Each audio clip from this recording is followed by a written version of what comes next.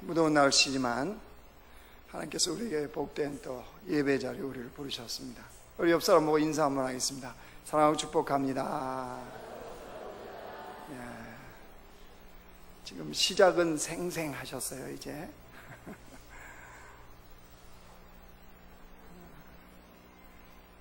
이가 그니라는 제목으로 말씀을 같이 우리가 또 나누기 원합니다. 그럼 인생은 기준이 어디에 두느냐, 나의 기준이 무엇이냐에 따라서 인생은 정말로 달라집니다. 리오 올림픽이 지금 열리고 있고 이제 다음 주에 끝이 나지 않습니까? 리오 올림픽이 열리고 있는데 이 올림픽이라는 것은 세계인의 축제잖아요. 스포츠 축제. 그러면 한 국가의 대표가 되어서 세계인의 축제에 참여했다. 스포츠 선수 한 사람으로서는 굉장한 영광이겠죠. 이미 그 올림픽에 나갔다는 것은 이 사람은 세계적인 선수다라는 인정이 되는 겁니다. 그런데 그 올림픽에 나가서 메달을 땄다. 금메달을 따고 은메달을 따고 동메달을 땄다. 이거는 얼마나 본인뿐만 아니라 국가적으로도 얼마나 영광이 되겠습니까?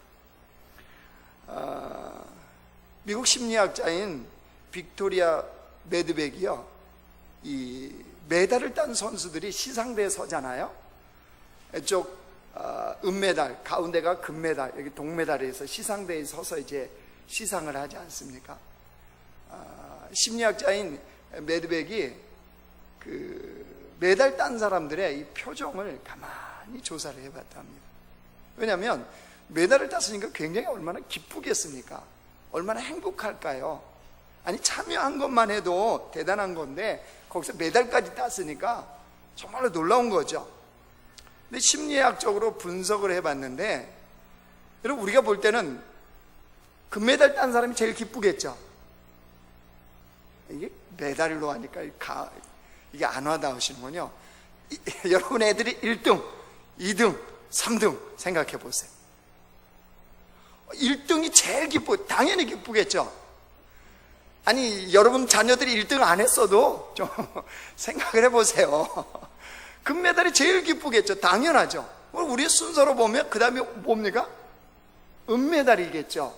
그 다음에 동메달이 제일 기쁨이 그 중에서도 작고 행복이 작을 것처럼 생각되잖아요. 그런데 실제로 심리적으로 분석하면 금메달이 제일 기뻐하고 제일 행복해 한답니다. 그 다음은요? 그 다음은 동메달이래요. 동메달. 이상하죠? 은메달이 더 기뻐하고 더 행복해야 될 것 같은데 왜 동메달이 더 기쁘고 동메달이 더 행복해야 할까요? 그걸 심리학적으로 이 빅토리아 매드백이요, 분석을 한 결과 은메달 획득자는 그런 생각을 갖는답니다. 내가 조금만 더 잘했으면, 내가 조금만 더 잘했으면 금메달, 애들 말로 먹을 수 있는데 금메달 먹을 수 있는데 이런 아쉬움을 갖고 은메달 그 수상대에 선다는 거예요. 반면에 동메달 획득자는요, 이게 메달 딴 게 어디냐. 까딱 잘못했으면 4등 하면은 4등은 인정 안 해주잖아요. 3등까지만 메달 주지 않습니까? 그러니까 메달도 못 딸 수 있었는데 이 메달 딴 게 어디냐라는 이런 마음에, 그 마음에 감사와 행복이 있다는 거예요. 충분히 일리가 있죠. 올림픽 하이라이트를 보니까 거기 한 경기 해설자가 그런 얘기를 하더라고요. 왜 그러냐, 왜 금메달, 동메달, 은메달 순으로 기뻐할 수밖에 없냐. 그러면 이렇게 얘기하더라고요. 자기가 선수 출신인데 마지막 경기요, 마지막 경기에 의해서 금메달, 은메달, 동메달이 결정이 나잖아요. 근데 마지막 경기에 금, 은은 은메달 획득자들은요, 금메달 획득자한테 지고 경기를 끝난다는 거예요. 반면에 동메달 획득자는 3, 4위전을 해서 이겼기 때문에 동메달을 딴 거잖아요. 그러니까 마지막 끝이 은메달은 지고 끝난 거고 동메달은요, 그렇죠, 이기고 끝난 거기 때문에 시상대에 서는 마음이 다르다는 거예요. 충분히 공감이 되는 거예요. 이게 뭘 말하는 거냐 그러면요, 기준을 어디다 두느냐에 따라서 이렇게 달라질 수밖에 없다는 거예요. 여러분, 우리 인생도 마찬가지입니다. 인생의 동일한 상황, 동일한 환경을 사람이 다 만날 수 있어요. 근데 어떤 사람은 그 상황에서도 그리스도인에서의 기쁨과 행복을 누리는 근사한 그리스도인이 있는가 하면, 동일한 상황에서도 고민하고 힘들어하고 아파하면서 그냥 삶을 살아가는 그리스도인이 있더라는 거예요. 똑같은 더위인데 어떤 사람은 더위를 즐기지는 않겠지만 즐기면서 그 삶을, 지난주에 선교사님 그러더라고요. 그 캄보디아에서 왔던 최종현 선교사님 있잖아요. 선교사님 오니까 캄보디아가 워낙 덥잖아요. 물어본대, 사람들이. 한국에 오시니까 좀 어떠시냐고. 그쪽 더위하고 어떠냐는 거죠. 비교가 안 되죠. 그 선교사님이 그러시더라고요, 저희한테. 여름은 더워야 맛이지. 사계절에 있는 나라에, 그렇잖아요? 사계절에 있는 나라에 더위가 더위답고 추위가 추위답고, 가만히 들어보니까 남자가 남자다워야 남자이지, 이게 비슷하더라고요. 그런 사람도 있는가 하면, 더위 때문에 못 살겠다, 죽겠다, 이런 사람도 있잖아요. 같은 상황을 갖고도 기준이 어디냐에 따라서 전혀 차원이 달라지더라는 거예요. 자, 그러면 여러분, 하나님 찾는 사람은 어떤 사람일까요? 하나님이 인정하시고 하나님이 세우고자 하는 그런 영적 거인은 어디에 기준을 두고 삶을 사는 사람일까요? 오늘 그 말씀을 보려고 합니다. 오늘 본문은요, 선지자 사무엘을 통해서 이스라엘 두 번째 왕인 이제 다윗이 왕으로 기름 부음을 받는 그런 내용입니다. 하나님께서는 불순종하는 사울 왕을요 버리기로 마음에 결정을 하셨어요. 그래서 사무엘을 베들레헴의 이새의 집으로 보냅니다.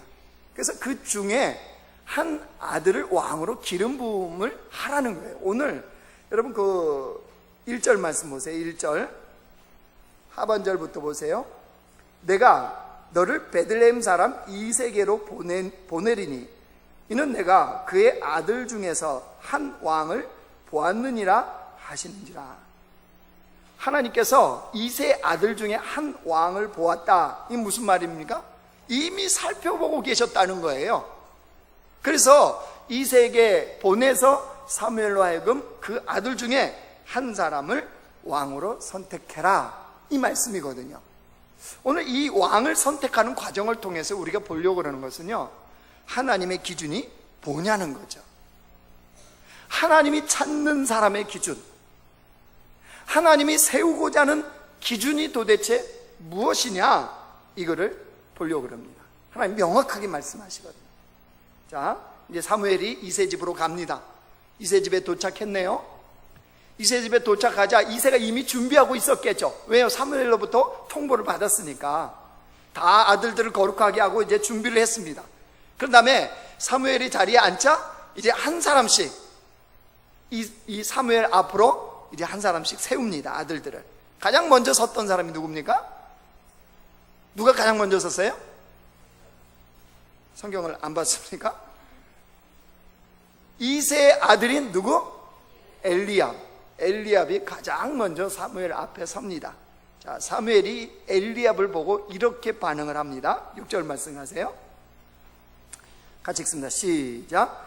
그들이 오매 사무엘이 엘리압을 보고 마음에 이르기를 여호와의 기름 부으실 자가 과연 주님 앞에 있도다 하였더니. 엘리압을 보고 사무엘이 지금 나타내는 반응, 사무엘이 뭐라고 그랬습니까?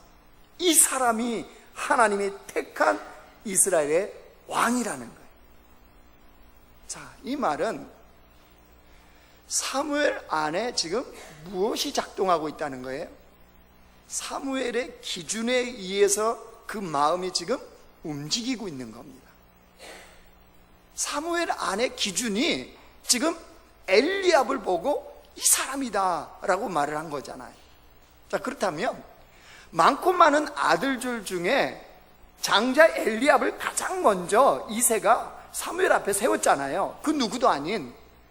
그렇다면 역시 이새의 마음속에 기준이 있다는 거잖아요.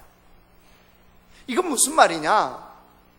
사무엘이나 이새나 다 그 기준에 의해서 지금 엘리압을 가장 먼저 사무엘 앞에 세운 거예요. 문제는 하나님은 뭐라고 그러셨냐는 거예요. 7절 가보십시오. 7절 같이 읽습니다. 시작. 여호와께서 사무엘에게 이르시되 그의 용모와 키를 보지 말라. 내가 이미 그를 버렸노라. 내가 보는 것은 사람과 같지 아니하니 사람은 외모를 보거니와 나 여호와는 중심을 보느니라 하시더라. 하나님 분명히 세상과 사람들의 기준이 어디에 맞춰져 있는지를 분명하게 말씀하십니다. 사람과 세상의 기준은 어디래요? 외모요, 외모. 이 외모라는 히브리 단어는요, 아인입니다, 아인. 이건 사람의 겉모습, 이거예요. 그러니까 세상이나 사람들은 기준이 어디에 있다는 거예요? 사람의 겉모습을 보고 판단한다는 거예요. 즉, 그러면 그 당시의 사람들, 그 당시의 사람들이 보는 외모, 도대체 왕으로 세우려고 하는 그 기준이 무엇이었냔 말이에요. 그건 다른 게 아니었습니다. 전투를 잘할 수 있는 외적인 능력, 이게 그들이 보는 외모였어요. 이거는 그럼 이스라엘 백성들이 사무엘에게 이스라엘을 다스릴 왕을 요청할 때 그들의 기준이 무엇이었는지가 분명하게 나타납니다. 자, 앞장으로 좀 넘어가 보실래요? 사무엘상 8장 한번 가보십시오.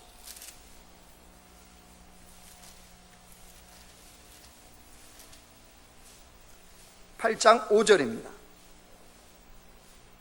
사무엘상 8장 5절 같이 읽습니다. 시작. 그에게 이르되 보소서 당신은 늙고 당신의 아들들은 당신의 행위를 따르지 아니하니 모든 나라와 같이 우리에게 왕을 세워 우리를 다스리게 하소서 한지라.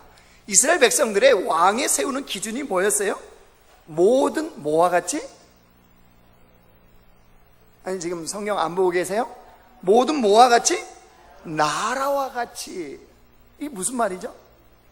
다른 나라의 왕들처럼, 즉 다른 세상 사람들처럼, 세상 나라들처럼 이스라엘에도 그런 왕을 달라, 이거예요. 자, 20절에도 한번 가보세요. 사무엘상 8장 20절이요.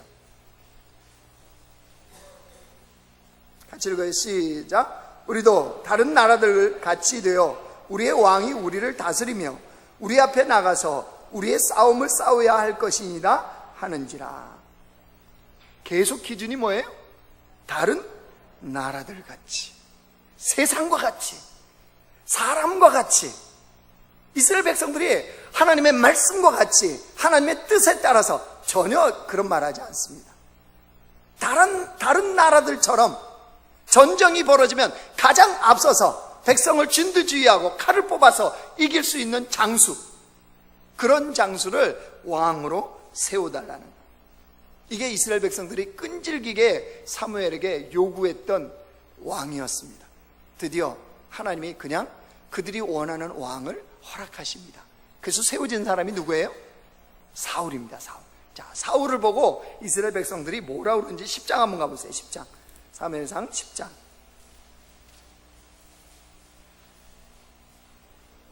23절, 24절 가보십시오. 423쪽입니다.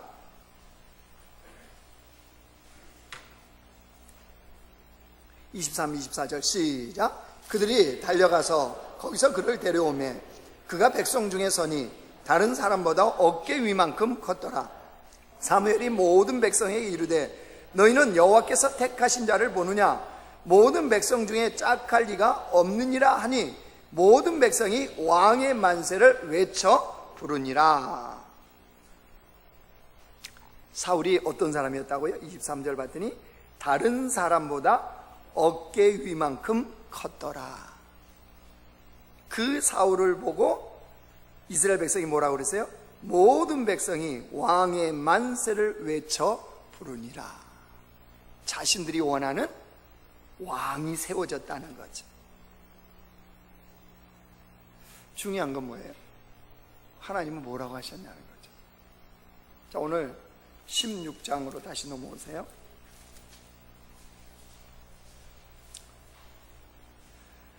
엘리압을 본 사무엘 마음에 하나님이 7절에 16장 7절에 뭐라고 그랬어요? 내가 이미 그를 버렸노라. 8절에 보세요. 아비나답을 본 여호와의 뭐라고 그랬어요? 여호와께서 택하지 아니하셨느니라. 산마를 보고 뭐라고 합니까? 9절에 여호와께서 택하지 아니하셨느니라. 넷째, 다섯째, 여섯째, 일곱째까지 보시고 10절에 여호와께서 이들을 택하지 아니하셨느니라. 뭘 말해주고 있습니까? 사람들은 외모, 그 겉모습으로 하나님이 쓰시는 사람, 하나님이 주는 성공, 하나님이 인정하는 것처럼 마치 그렇게 생각을 한다는 거예요. 그 사람들이 추구하는 건 끊임없이 뭡니까? 겉모습이에요. 겉모습. 겉모습. 겉으로 보이는 성공, 겉으로 보이는 물질, 겉으로 보이는 그 무엇, 이게 마치 하나님께서 복을 주신 것처럼, 하나님께서 그 사람을 택한 것처럼, 마치 그런 인생이 행복한 것처럼 삶의 기준으로 삼고 살아간다는 사실이에요. 그 겉으로 보여지는 거예요. 남자들이 그런다며요. 여자들, 이쁜 여자는 다 용서가 된다고. 맞아요? 다들 왜 아닌 것처럼 그렇게 무표정하게 계세요? 남자들의 기준은요, 예쁘면 다 용서된대요. 그런 기준이 어디? 소명의 답하라는 이 책에 보니까 어느 한 교회 다니는 집사님의 이야기가 써져 있더라고요. 이 남자 집사님의 소원, 인생의 목표가 뭐냐? 연봉을 올리는 거예요. 연봉. 그래서 회사에서 어떻게 하면 연봉을 올릴까? 어떻게 하면 연봉이 높아질까? 이게 그분의 고민이고 또 늘 기도하는 기도 제목이에요.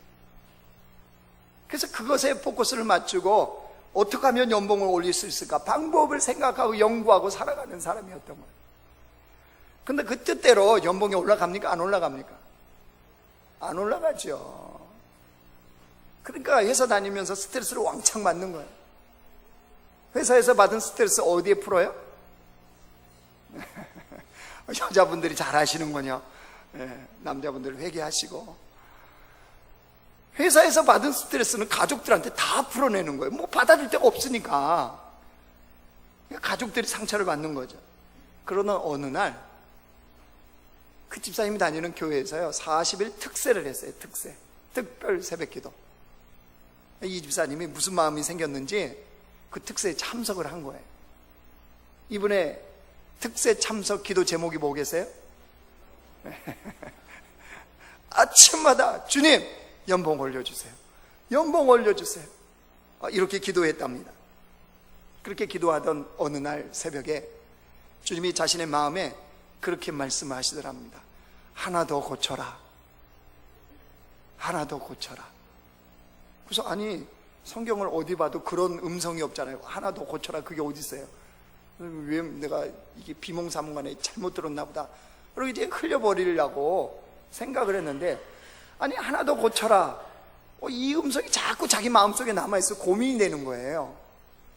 그래서 생각해서 자기가 적용을 해보기로 한 게 뭐냐면 이분의 직업이 회사에서 에어컨 정비센터에서 수리를 하는 분인 거예요. 그래서 이걸 이렇게 적용하기로 한 거예요. 사람들이 에어컨이 고장나면 AS를 맡기지 않습니까? AS를 부르든지. 그러면 뭐가 고장났습니다. 그러면 보통 AS 기사들이 어떻게 해요? 고장난 부분만 고치지. 날개가 조금 있으면 이게 떨어지겠네요. 그거까지 고쳐요? 안 고쳐요? 절대 안 고치죠. 고칠 일이 없죠. 안 고쳐야 다음에 한 번 더 AS로 오잖아요. 맞잖아요. 그런데 하나 더 고쳐라 라는 음성을 듣고 일반 고객들은 보지 못하는 것을 기술자는 보잖아요. 이거 조금만 지나면 이 부분이 또 고장 나겠구나 라는 것을 기술자는 봐요. 근데 일반적으로는 안 고쳐요. 그래야 수리비가 더 나오니까. 근데 이분은 하나 더 고쳐라 그랬잖아요. 주님이. 그래서 고객이 보지 못하는 부분까지도 자기가 하나 더, 불량 부분 하나 더 고쳐주고 또 하나 더 자기가 수리해주는 요구까지 했다는 거예요. 고객이 알아요, 몰라요? 모르죠. 고객은 전혀 몰라요. 근데 그게 더 큰 고장을 미연에 방지하는 일이 된 거예요. 자, 그 결과 사장이 그걸 알고 연봉 올려줬겠죠? 사장은 싫어하죠. 사장은 몰라요. 자, 고객 그렇게 친절하고 그렇게 한 발 앞서서 수리해 준 거 감사했겠죠? 몰라요. 고객도 모르고 사장도 모르고 며느리도 모르고 시어머니도 모르고 다 몰라요. 근데 아는 게 하나 있어요. 누가? 아니요, 너무 거룩하게 나가지 마시고 이 더운 여름에 거기까지 거룩해지면 더 더워요. 누가 알아요? 자기 알잖아요. 자기. 지금까지 자기가 일해오면서 한 번도 느껴보지 못한 기쁨을 알게 된 거예요. 희한하죠? 연봉이 올라간 것도 아니고 사장이 고객이 자기를 불러서 칭찬해 준 것도 아닌데 자기 마음속에 일하면 일할수록 놀라운 기쁨이 이 안에서 솟아나기 시작한 거예요. 그러자 이분이 한 번도 경험하지 못한 그 기쁨을 경험하자 돈이 주는, 성공이 주는 기쁨이 아니라 평범한 일상 속에서 하나님이 주시는 기쁨이 있다는 것을 깨닫고 그 기쁨을 다른 사람들하고 나누고 싶은 거예요. 그래서 이 집사님이요, 특세가 끝난 다음에 교회에서요 중고등부 교사로 헌신을 했대요. 그래서 아이들한테 그 기쁨을 좀 미리미리 알려주려고, 꼭 공부 1등 해야 뭐 기쁜 게 아니고 명문대학 가야 기쁜 게 아니고 일상의 소소한 부분에서 하나님이 주시는 놀라운 기쁨이 있다는 것을 알려주려고. 뭘 말하느냐, 여러분, 얼마나 많은 사람들이, 얼마나 많은 그리스도인들이 예수를 믿는다고 그러면서도 눈에 보이는 돈이나 성공을 기준에 두고 살아갑니까? 눈에 보여지는 물질이나 성공이 마치 하나님이 자신에게 복, 물론 맞아요, 복 주는 건 맞습니다. 근데 그것만이 성공인 것처럼, 그것만이 축복인 것처럼, 그것만이 하나님이 나를 사랑해 주신 것처럼 얼마만큼 기준을 거기에 두고 살아가냐 말이에요. 만약에 이 집사님이 하나님의 은혜로 변화를 되지 않았다면 이 집사님은 오늘도 연봉 올리는 것을 목표로 두고, 그것이 하나님이 자기를 사랑해주고, 그것이 하나님이 자기의 축복 주고, 그것이 하나님이 마치 자신의 인생을 이끌어주는 것처럼 삶의 기준을 거기에 두고 오늘도 열심히 살지 않겠어요? 하나님께서는 도대체 기준이 그럼 뭐냔 말이에요. 주님이 인정하시는 기준, 하나님이 찾으시는 기준은 뭐예요? 7절 다시 보실래요? 사무엘상 16장 7절. 우리 다시 한번 읽습니다. 시작. 여호와께서 사무엘에게 이르시되 그의 용모와 키를 보지 말라. 내가 이미 그를 버렸노라. 내가 보는 것은 사람과 같지 아니하니 사람은 외모를 보거니와 나 여호와는 중심을 보느니라 하시더라. 사람들은요 이 말씀도 왜곡해요. 진리지 않냐고. 사람은 외모를 보거니와, 하나님이 말씀하신 진리래요. 그래서 외모를 봐야 된대요. 맞아요? 나 여호와는 무엇을 본다고요? 중심을 본다. 이 중심이라는 히브리 단어는요 레바부라는 단어인데요, 이 레바부가 뭐냐면 마음, 내면의 세계, 이거예요. 다시 직역하면요 이런 뜻입니다. 여호와는 중심이 바로 서 있는 사람을 찾으신다는 거예요. 중심이 바로 서 있는 사람. 자, 그러면 우리가 궁금해진 게 있어요. 아니, 이게 지금 이 다윗이 소년이에요. 소년. 그렇죠? 청소년. 근데 무슨 청소년이 하나님 보실 때 중심을 바로 세우고 사는 사람이었냔 말이에요. 하나님 그걸 보고 지금 다윗에게 이스라엘 왕으로 기름을 부었잖아요. 그러면 도대체 다윗이 진짜로 중심이 하나님 앞에 서 있는 사람이었냔 말이에요. 자, 11절 보실래요? 11절 우리 같이 읽어요. 시작. 또 사무엘이 이새에게 이르되 내 아들이 다 여기 있느냐? 이새가 이르되 아직 막내가 남았는데 그는 양을 지키나이다. 사무엘이 이새에게 이르되 사람을 보내어 그를 데려오라. 그가 여기 오기까지는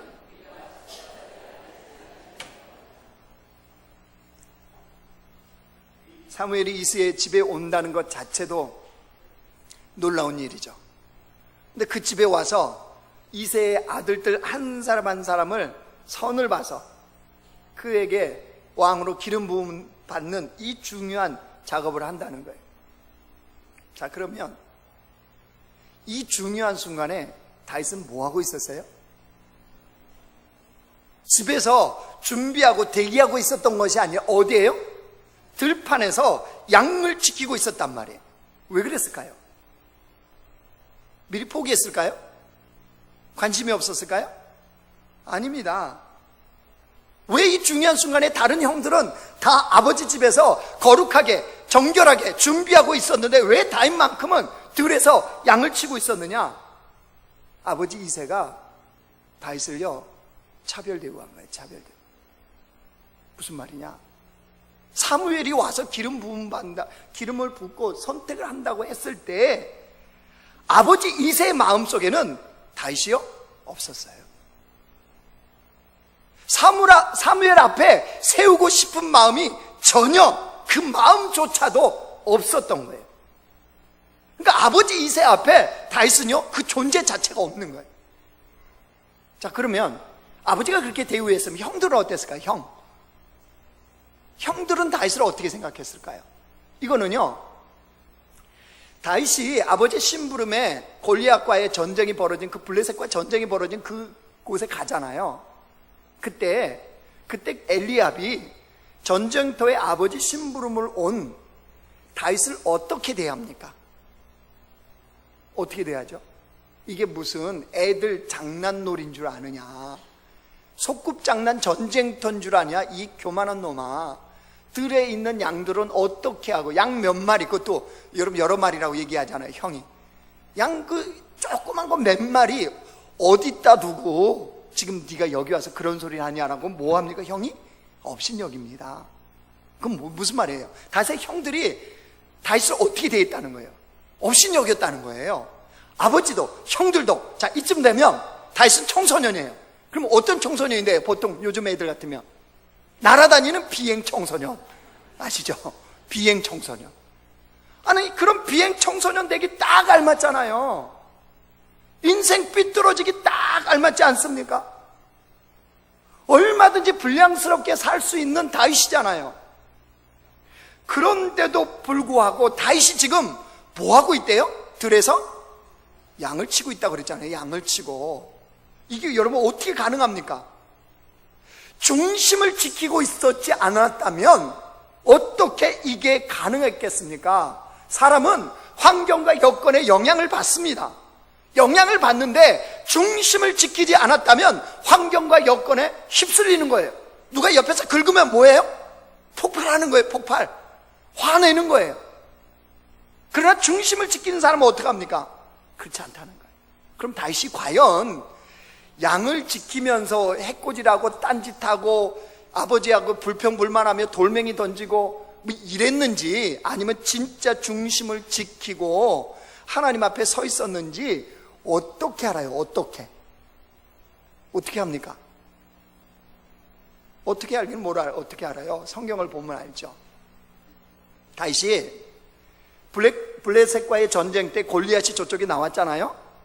아무도 40일 동안 안 나가요. 맞짱을 뜨자고 그래서 골리앗이, 날씨도 더운데, 요즘처럼 날씨도 더운데 에어컨도 이게 안 돌아가는데 내가 나하고 너희하고 맞짱 떠서 그냥 전쟁 결판 내자라고 40일을 나와서 놀리는데 이쪽에서 나갈 사람이 있어요? 없어요?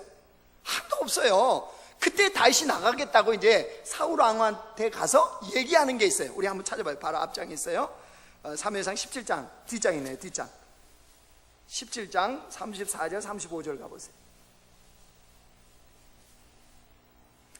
자, 사무엘상 17장 34절 35절 같이 읽어요. 시작. 다윗이 사울에게 말하되 주의 종이 아버지 양을 지킬 때 사자나 곰이 와서 양떼에서 새끼를 물어가면 내가 따라가서 그것을 치고 그 입에서 새끼를 건져내었고 그것이 일어나 나를 해하고자 하면 내가 그 수염을 잡고 그것을 쳐 죽였나이다. 여러분, 아버지가 자기를 차별 대우하고 편애하고 형들이 자신을 업신여긴 것 때문에 마음이 삐뚤어졌고 중심을 잃어버렸다면 34절 다시 보세요. 다윗이 사울에게 말하되 주의 종이 아버지의 양을 지킬 때, 아버지의 양 지키는 거, 지 양도 아니에요. 아버지의 양을 지킬 때 사자나 곰이 와서 양떼에서 새끼를 물어가면, 이제 그렇게 비행 청소년이었다, 마음이 삐뚤어졌다 그러면 35절 어떻게 기록돼야 돼요? 내가 양 우리의 문을 열어주고 양 새끼뿐만 아니라 애미도 내어줘서 싹 물어가도록 조치를 하였나이다. 이거 아닐까요? 아니, 여러분, 상식적으로 아버지 양을 많이 지키고 있는데 새끼 한 마리 물어갔어요. 어미도 아니에요. 양 새끼 한 마리. 그러면 여러분, 상식적으로 양 새끼 한 마리를 곰이 물어갔다 그러면 여러분 달려가서 양 새끼 한 마리를 구해올래요? 내 목숨을 지킬래요? 솔직하게, 우리 솔직히 아버지하고 악감정 뭐 다 내버려 두고 상식적으로 양 10마리도 아니에요. 어미도 아니에요. 그 많고 많은 양 중에 딱 새끼 한 마리, 이거 곰이 물고 갔어요. 그러면 가서 곰하고 싸워서 새끼를 뺏어올래요? 곰아, 그거 한 마리 먹고 떨어져라 이러실래요? 그렇죠. 이게 상식이죠. 어느 바보가 양새끼 한 마리 구하려고, 그 많은 양들 중에 새끼 한 마리 구하려고 자기 목숨을 걸겠습니까? 그런데 다윗은 뭐랬대요? 35절 다시 보세요. 내가 따라가서 그것을 치고, 곰이나 사자를 치고 그 입에서 새끼를 건져내었고, 그럼 곰과 사자가 가만히 있겠어요? 그것이 일어나 나를 해하고자 하면 내가 그 수염을 잡고 그것을 쳐 죽였나이다. 이게 뭐라는 거예요? 다시 싸움을 잘했다, 뭐 이 얘기예요? 아니라는 거죠. 자기가 평상시에 아버지로부터, 형으로부터 그런 업신여김을 받고 환경과 여건이 그렇게 힘들고 어려웠어도 뭐 했다는 거예요? 하나님을 바라보고 하나님 앞에서 중심을 지키는 삶을 살았다는 거예요. 그러자 36절 가보세요. 36절. 주의 종이 사자와 곰도 쳤은즉. 어떻게 곰과 사자를 쳐 죽였을까요? 다윗이 삼손입니까? 곰과 사자를 쳐 죽이게? 이게 누가 도우셨다는 거예요? 하나님이, 하나님. 여러분 보세요. 36절. 주의 종이 사자와 곰도 쳤은즉 살아계시는 하나님의 군대를 모욕한 이 할례받지 않는 블레셋 사람이니까 그가 그 짐승의 하나와 같이 되리다. 그러면서 37절에 또 다윗이 이르되 여호와께서 나를, 누가요? 여호와께서 나를 사자의 발톱과 곰의 발톱에서 건져내셨은즉. 곰과 사자를 다윗이 싸움을 잘해서 물리친 게 아니고요. 누가요?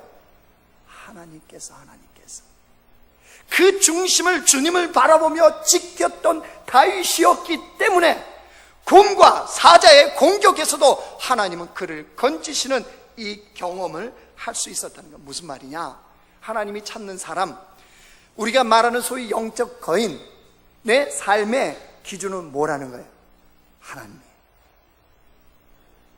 다윗의 삶의 기준은 하나님이었어요. 환경도 여건도 그 어떤 것도 아닌 하나님이 그에게 철저하게 기준이었어요. 여러분, 디모데후서에 보면 큰 집에는 여러 그릇이 있다고 얘기해요. 금그릇, 은그릇, 나무그릇, 질그릇. 근데 주인은 그 중에서 어떤 것을 쓴대요? 주인이 기준이 뭐였어요? 기준이, 그 많은 그릇들 중에 쓰는 기준이 뭐였다고요? 깨끗한 그릇이라고 그랬죠. 깨끗한 그릇. 자기를 깨끗하게 하는 자를 주인이 쓰지 않겠느냐, 이 말씀이잖아요. 맞아요. 하나님이 많고 많은 그리스도인들 중에, 예수님을 따른다고 하는 그 사람 중에, 많고 많은 직업을 가진 그 수많은 사람들 중에 누구를 찾으셔서 하나님의 나라를 그를 통해서 이루냐? 그 마음의 중심이 하나님께 있는 사람. 환경이 어려워도, 환경이 바닥에 추락되어 있어도 그 속에서도 여호와를 바라보며 중심을 지키고자 하는 사람을 주님은 찾으셔서 그를 통해서 주의 나라를 이루고, 그를 통해서 하나님의 뜻을 나타내고, 그를 통해서 하나님의 능력의 역사를 펼친다는 사실입니다. 리우올림픽 열리고 있죠. 올림픽이 열리고 있으니까 올림픽 이야기도 좀 해야죠. 그죠? 우사인 볼트가, 볼트 너트 볼트 있죠? 번개 맞은 볼트. 그 볼트가 이번에 이제 리우 올림픽을 끝으로 은퇴를 한다며요. 그래가지고 올림픽 경기장에 이렇게 입을 맞추고 이렇게 성호를 거서 천주교 걷는 성호처럼 성호를 긋고 아주 난리가 났습니다. 그죠? 3회 연속 올림픽 상관은 100m, 200m, 남자 400m 계주. 그래서 이게 3번 연속으로 해서 메달 따서 9개를 땄습니다. 9개를. 그래서 세계가 난립니다. 저런 이 위대한 선수가 어디냐. 근데 사람들이요, 이 감춰진 위대한 선수를 지금 모르더라고요. 볼트 너트하고 비교도 되지 않을 사람이 있습니다. 수영의 황제인 마이클 펠프스. 들어보셨죠? 마이클 펠프스. 여러분, 마이클 펠프스가요, 올림픽에 참석해서 이번 리우까지 참석해서 금메달을 딴 게요 23개입니다. 금메달만. 겨우 9개 갖고 볼트가 저러니까 저러다 번개 맞아요. 저러다 진짜 겸손해야지. 23개 딴 사람도 있는. 여러분, 이 23개라는 것은요, 한 국가가 올림픽에 참석해서 딴 숫자보다 훨씬 많아요. 우리나라 이번에 텐텐 했죠. 텐텐. 금메달 10개 따서 10등 안에 들자.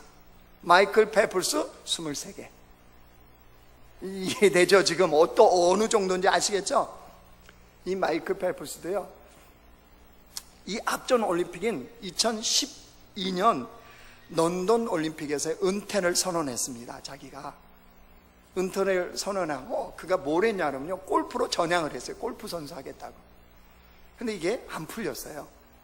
골프가 안 된 거예요. 그러다 보니까 그때부터 인생의 삶을 방황하기 시작한 거예요. 술과 대마초와 도박에 손을 댔습니다. 그러다가 급기야 음주운전하다 걸리기까지 했어요. 삶이 완전 슬럼프로 바닥을 친 겁니다. 그러다 보니까 그 전까지는 화려했던 올림픽의 금메달 리스트였잖아요. 미국의 영웅이었잖아요. 근데 삶의 완전 바닥으로 오니까 자신의 정체성마저 잃어버렸어요. 그 다음 선택한 게 뭐였어요? 자살이에요. 자살. 매일매일 자살의 충동이 자기한테 오는데 이거는 죽겠더랍니다. 근데 그때 이 마이클 펠프스에게 손을 내미는 한 친구가 있었습니다. 2001년도에 여러분, 미국은요, 이거 슈퍼볼, 그 미식 축구 아시잖아요. 공도 이상하게 생겨갖고 차고 땅 뺏기하고 진짜 재미없어요. 그죠? 모르니까. 거기에 MVP를 2001년도에 차지했던 레이 루이스라는 이 선수요. 이 선수가 마이클 펠프스에게 구원의 손을 내밀었어요. 무슨 말이냐? 너는 치료를 받아야 된다. 그래서 치유센터를 소개를 해줬어요. 치유센터 가서 치료를 받아라. 그러면서 레이 루이스가 마이클 펠프스에게 책 한 권을 건넸는데, 그게 우리가 잘 아는 닉 워렌 목사님 쓰는 목적이 이끄는 삶이죠. 이 책을 한 권 건넸답니다. 마이클 펠프스가요, 그 책, 원래 예수 믿는 사람, 그 책을 읽으면서 삶이 완전히 달라졌어요. 인생의 목적, 그 삶의 목적, 자신을 향한 하나님의 목적을 발견하고 이 사람이 마음 자체가 달라져 버렸어요. 그 다음부터 회복이 되어 가는데요, 놀라운 속도로 회복이 된 거예요. 그래서 올해 이 리우 올림픽에 마이클 펠프스가 다시 수영에 갔어요. 여러분, 우리 박태환 선수는 약물 도핑 그거 걸려 가느니 마느니 막 난리 쳤죠. 그래서 메달 땄어요? 예선에서 어디로 혹시 박태환 가족이 있으면, 친척 있으면 말하세요. 꼭 이런 거 얘기하면 끝나고, 설교 끝나고 얘기하더라고요. 여러분, 마이클 펠프스가 이번 리우 올림픽에서 금메달을 5개나 땄습니다. 볼트하고 대화한대요. 개영 400m, 저병 200m, 개영 800m, 개인 혼영 200m, 혼개영 400m. 무려 금메달 이번에 리우 올림픽에서 5개를 땄습니다. 뭘 말하려고 하냐? 금메달 이게 아니고요. 아이고, 목사님 오늘 설교가 금메달로 시작해서 금메달로 맞추시네. 이게 아니고, 펠프스가 마음이, 중심이 하나님 안에서 회복되니까 하나님이 어떻게 그를 쓰시고 어떻게 세우시는지를 지금 말씀하고 있는 겁니다. 여러분, 다윗이 비록 양측이지만 비록 아버지가 존재 자체도 없는 아이처럼 취급해버렸지만 형들이 자신을 정말로 업신이 여기는 삶의 그런 청소년기를 보내고 있지만 하나님을 바라보며 하나님 앞에서 그 중심을, 마음의 중심을 지키고 서 있자 하나님이 다윗을 어떻게 하셨어요? 여러분 사무엘상 16장으로 다시 넘어와 보세요. 12절 보세요. 이에 사람을 보내어 그를 데려오매 다시 왔어요. 드디어 그의 빛이 붉고 눈이 빼어나고 얼굴이 아름답더라. 여호와께서 이르시되 이가 그니 일어나 기름을 부으라 하시는지라. 혹시 여러분이 오해하실까 봐서 앞에 사람은 외모를 보거니와 그런데 왜 다윗도 선택할 때 그의 빛이 붉고 눈이 빼어나고 얼굴이 아름답다. 어머, 하나님도 외모 다시 보셨네. 다윗이 아름다워서 왕으로 기름 부은, 혹시 오해하실까 봐서 여기서 말하는 그의, 여러분 잘 보라면 빛이 붉고 눈이 빼어나고, 이 빛이 붉고다는 건 무슨 뜻이에요? 햇빛에 그을러져 갖고 여러분 피부가 울긋불긋하면 여러분 눈이 바짝바짝 빛이 보여요, 안 보여요? 왜 우리 흑인들이 이빨이 유독 하얘 보이잖아요.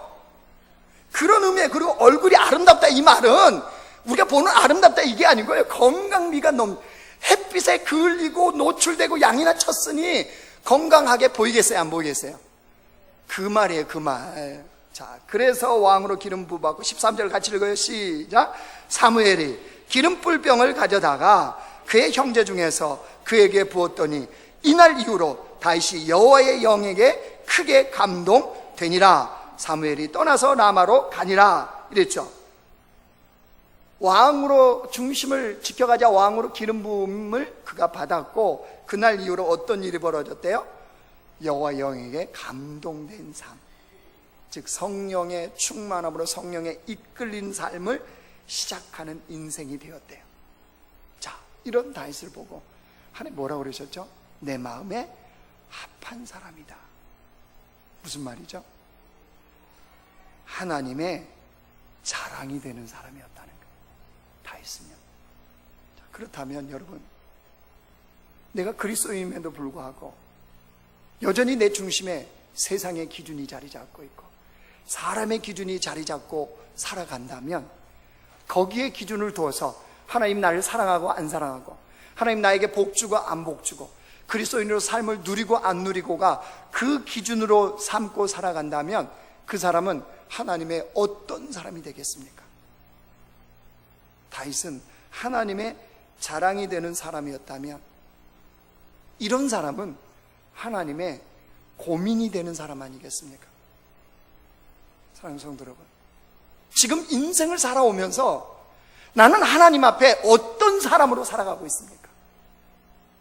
하나님이 다른 사람에게 나를 자랑하고 싶어하는 하나님 사람입니까? 아니면 매일매일 나를 바라보시면서 하나님이 깊은 한숨을 쉬시고 깊은 씨름을 하시며 깊은 고민을 하는 사람으로 살고 있습니까? 하나님 앞에 나는 어떤 사람인가? 하나님이 우리의 환경을 보시고 하나님이 내 인생에 되어져 가는 걸 보고 고민하시고 자랑하시는 게 아니에요. 그 환경 속에서도 그의 기준이, 그의 중심이 어디에 있는지를 보시고 주님은 그를 자랑하시기도 하시고 고민하시기도 하신다는 사실입니다. 사랑하는 성도 여러분, 정말 주님으로 인해서 이 땅에 축복의 통로로 쓰임받고 싶다면 우리 기준이 바뀌어야 되지 않겠습니까? 환경을 보는 기준, 사람을 보는 기준, 내 인생을 보는 기준이 바뀌어야 되지 않을까요? 하나님이 중심이 되어서 그것이 기준이 되어서 살아가는 인생으로 하나님 앞에 우리가 서 있어야 되지 않겠습니까? 그렇게 되어질 때 그 인생에 하나님의 나라가 임하는 것이요, 그런 자를 하나님은 자랑으로 삼는 사람으로 그렇게 세워주신다는 사실입니다. 그러면 한 주할 동안 우리의 삶의 현장에서 하나님의 자랑이 되는 사람으로 살아갑시다. 직장에서도 가정에서도 주님이 보내시는 어떤 장소에서도 하나님의 자랑이 되는 사람으로 우리가 서 있기 위해서는 우리의 기준이 하나님이 되어야 됩니다. 하나님. 여러분, 이런 교회, 이런 성도로 한 주간을 살아가기를 주님의 이름으로 축원합니다.